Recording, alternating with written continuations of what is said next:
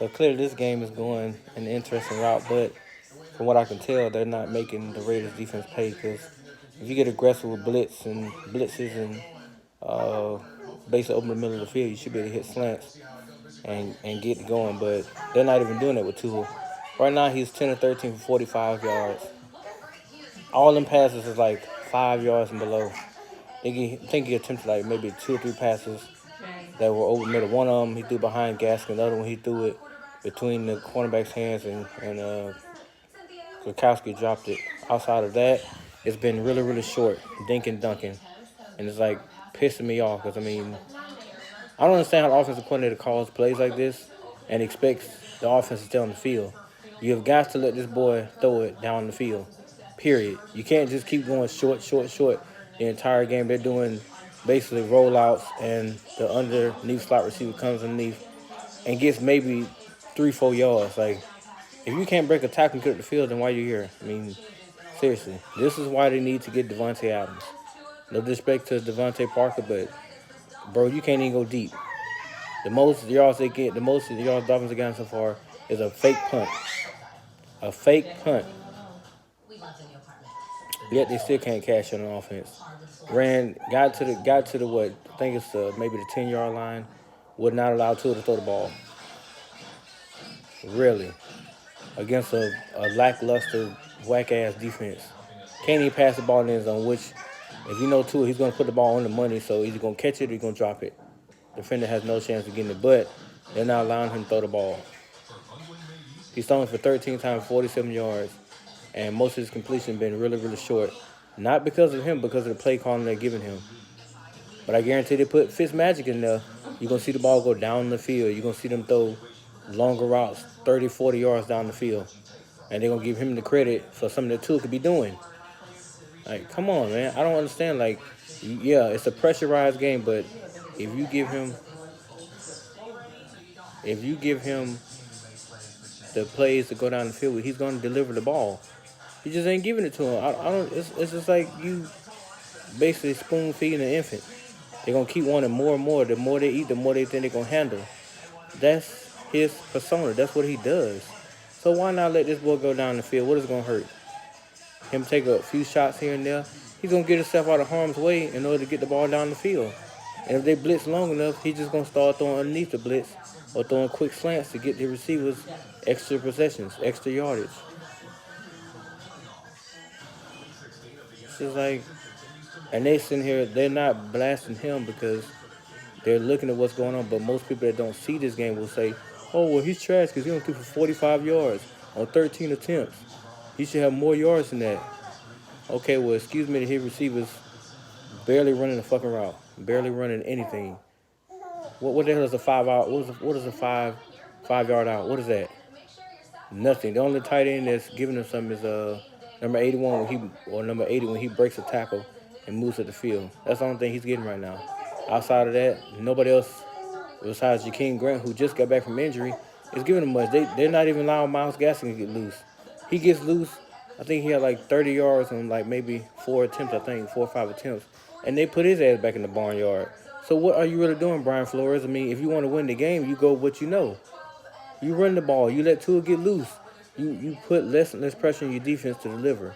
They're lucky they're only down 13-6 because that Darren Walter kid's getting off right now. Because Eric Rowe can't cover him in the shadow, period. So they got to double him and just take a chance with Ruggs the third and Aguilar. So it's getting. I'm not irritated. But I'm watching the game and I'm thinking to myself like, if this had been any other offensive coordinator, which not saying the coordinator for Miami is bad, but I'm starting to see a trend. The Dolphins, the Chiefs game, he let Tua get loose. Play action, no huddle, and Tua ate him up. Now in this game right here, against a worse defense, you're not even allowing him to go down the field. You're not even allowing him to do it. So I'm confused as to what your offensive plan is. What is it, dink and dunk down the field and pray that somebody will break a tackle and start running? Like, the Raiders aren't that good on defense, so you're making their job a lot easier when all they got to do is cover 5 yards and that's it. when they're not covering the variety of the field, when the safeties are coming down in the box, because they know that, hey, he's not going to throw that far. They're not telling him to throw that far. Well, damn it, let the boy throw. Let him get his yards per attempt up. He haven't having a good time, but allow him to get his yards up, man. Like, stop stonewalling this boy.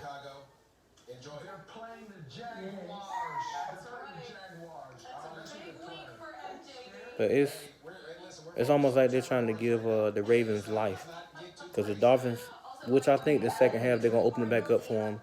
You know, no huddle, let him get down the field, and let him expose his defense for what it is. He can start gashing them over the middle for big chunk plays. But the fact that they're sitting there, you know, coming with blitzes and little bitty things like that, it's kind of aggravating, because, I mean, the blitz can be beaten, but you got to have an out. You got to have a running back that goes not into the flats, but goes over the middle, or sometimes into the flats, just sit and wait. Tua do the ball, he makes the first man miss, you're off to the races. You can at least pick up 25, 30 yards, maybe even a touchdown. And if you get the offense rolling that way, he has less and less and less on his plate. Because right now, just like they're just giving him basic script plays, and those plays ain't doing shit, because the playmakers that he's supposed to have, he don't possess them. He don't have them.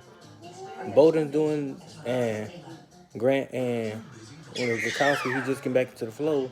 He was out last week, and then his tight ends, you know, they're not separating like they should, and he only got Myles Gaskins that's actually doing something right now. And the Perry kid, he's just out there running around, I guess. So it's like, I don't understand, like, you brought him in a situation where he had nothing. And they may say Fitzpatrick is a gunslinger, but because he don't give a fuck, he'll throw that bit between three people and won't think. But at least Tua, if you do put the ball between three people, you see the way the ball spins. It spins through the defender's hand right into the offensive player's hands. If they catch the ball, great. If they don't, at least it's a drop ball, but it's not a pick. So the way he throws the ball is it spins completely different than the average NFL player. So a DB who's trying to lock in on the ball has a harder time picking it off. So we'll see what the second half does. I mean, I think he's going to throw for at least 230 yards. The second half, I think he's going to have a big second half. Depending on what the play calling looks like. If they go no huddle and allow him to look at this defense and survey it and eat it up, then he's going to put up big numbers in the second half.